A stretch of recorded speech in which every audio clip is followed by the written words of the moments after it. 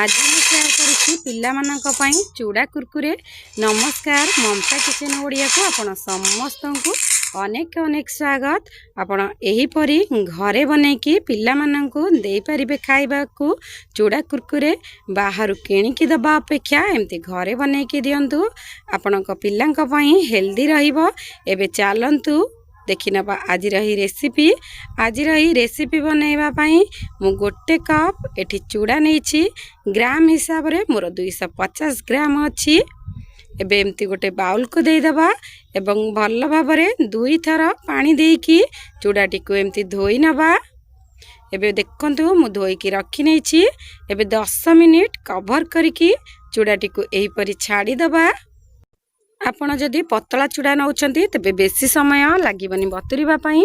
जेहेतु मोर टिके medium size रो चूड़ा अछि सेति पई मु 10 मिनिट एमती कवर करके रखी नेछि। एबे कोन करबा, एबे सेठी गोटे चमच चिली फ्लेक्स देई दबा। तापरे अल्प किछि हेंगु, स्वाद अनुसार लूण, हाफ चमच एठी जुआणी देई दबा। ए सब को देकी हाथ रे एमती टिके चकटी नेबे। आपण एटी किछि पानी दबा दरकार नहीं।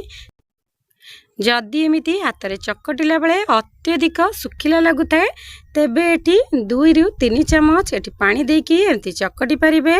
एबे भल भाबरे एमती पूरा चकटी देबे। तापर कोन करबे, हाथ रे अल्प किछि तेल नेकी आउ टिके ताकू एमती चकटी नेबे।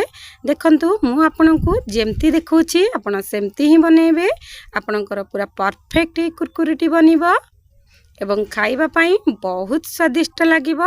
एबे कोन करबा, एबे देखंतु मैं एमती चकटी नेछि। एबे मु एमती गोटे प्लेट नै जाइछि।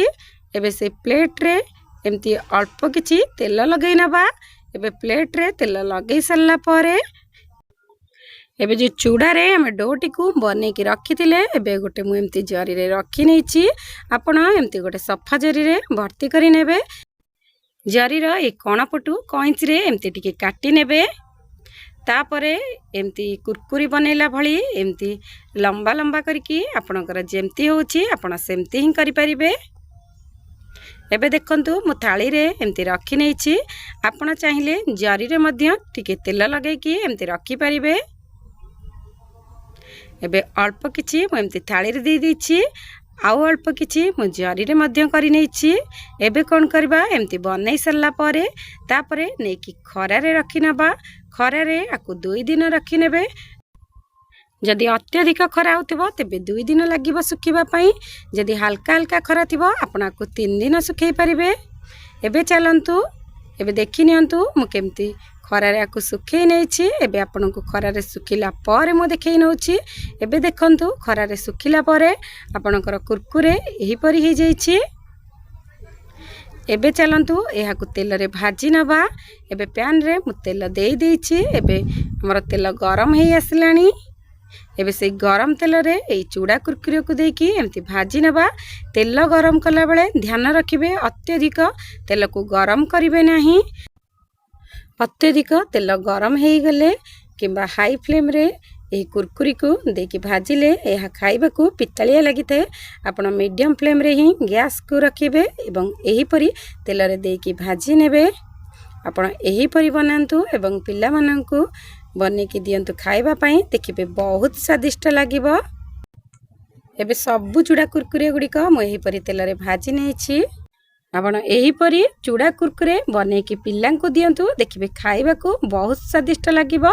देखंतु केते कुरकुरा बनिछि। तेबे आजि पई एतिकी आज रही रेसिपी आपनको केमती लागिला आशा करूछि भल लागिथिबो।